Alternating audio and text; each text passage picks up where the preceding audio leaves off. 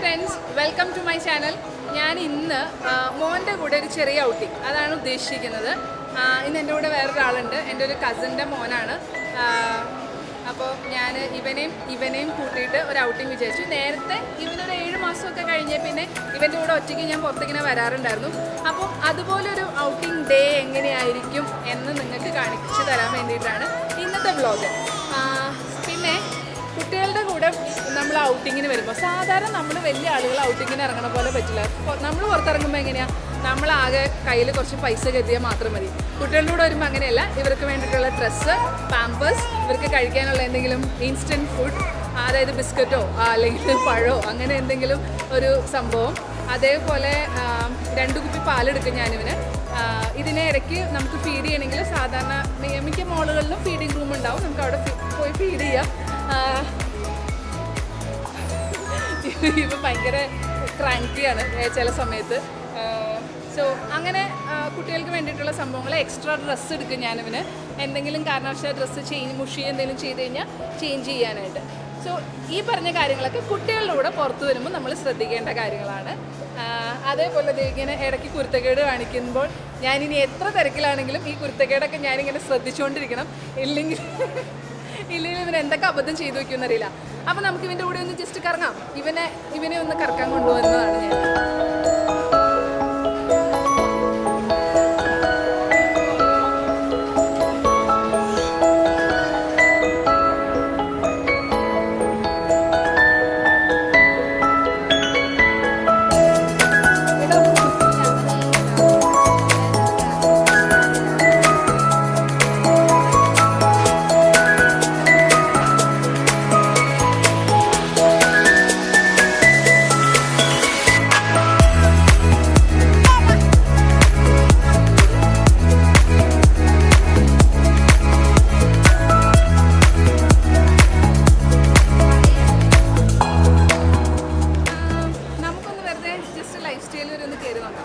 എന്തെങ്കിലുമൊക്കെ ഇവനുണ്ടോ എന്ന് നോക്കാലോ.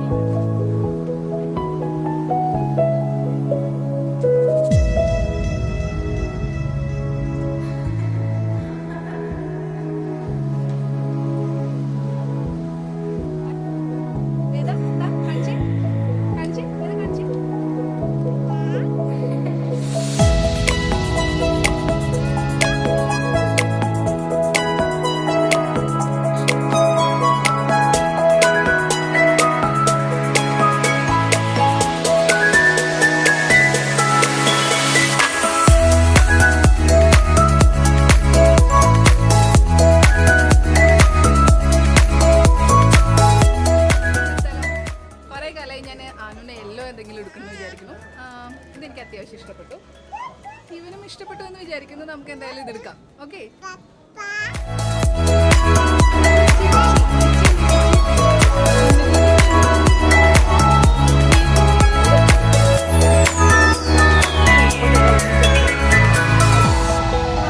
ഞാനൊരു 3-4 ദിവസം മുന്നേ വേറൊരു കാര്യത്തിന് ഇവിടെ വന്നപ്പോൾ ഇവിടെ ഒരു ഷോപ്പ് ഉണ്ട് കുട്ടി ടോയ്സിൻ്റെ.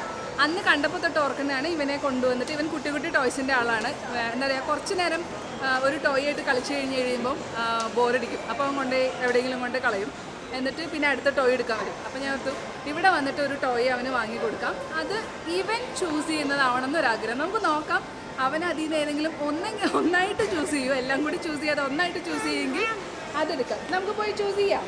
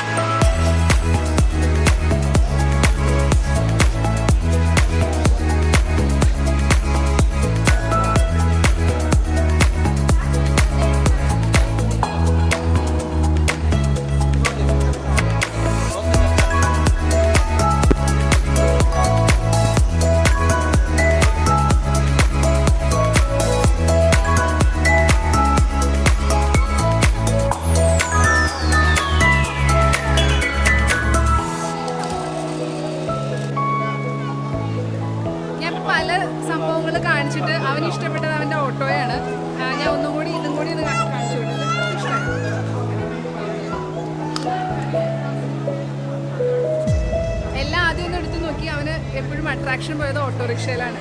മലയാളിയല്ലേ, എപ്പോഴും ആ ഒരു സാധാരണപ്പെട്ട സംഭവത്തിലേക്ക് ഇഷ്ടം വരുള്ളൂ. സോ ഈ ചായ